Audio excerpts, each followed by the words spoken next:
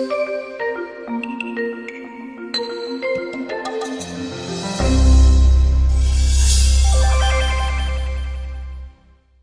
there, welcome for another quick tips video. Today we're going to take a look at stitching panoramic images in Lightroom, which has really made stitching panos so easy. So I've got a 4-frame stitch here, 1, 2, 3, 4.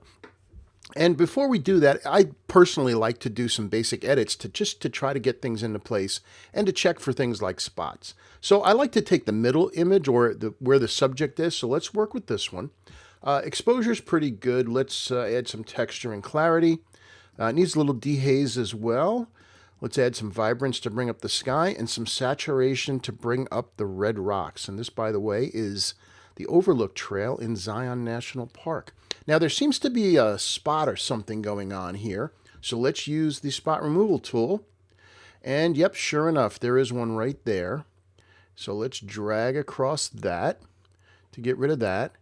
And there's a little one right there. And the nice thing about doing that, particularly when you're dealing with sky, is that once you do this and we sync all of the images together, it will get rid of the spots in all of the frames of the stitch.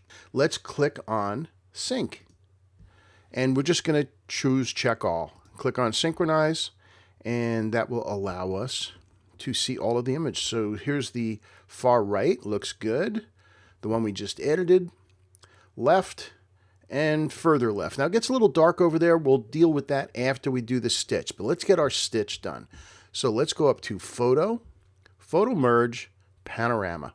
All right, so here is our panoramic stitch. Now, you'll notice that there's a little bit of a change. The tripod apparently wasn't perfectly straight. Let Lightroom do its thing. We can try the boundary warp, which will fill the frame. Let's take a look and see what that does. See if it still looks normal. Actually, in this case, it does. So let's go with it so we get to maintain all of our image. Notice above there are 3 things called projections. Probably in 90% of the time, you're going to use cylindrical. Just to take a look, we'll see what spherical does. And generally what it does is it compresses vertically. And this is a scene with mountains, so we don't want to do that.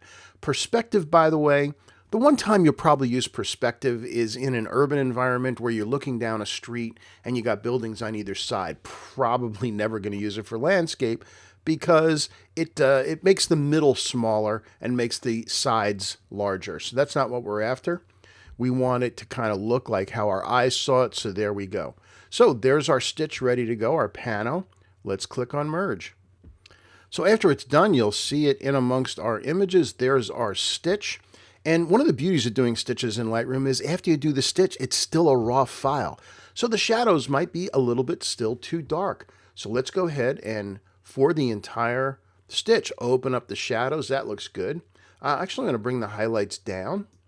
And I think I'm going to add a little bit more dehaze.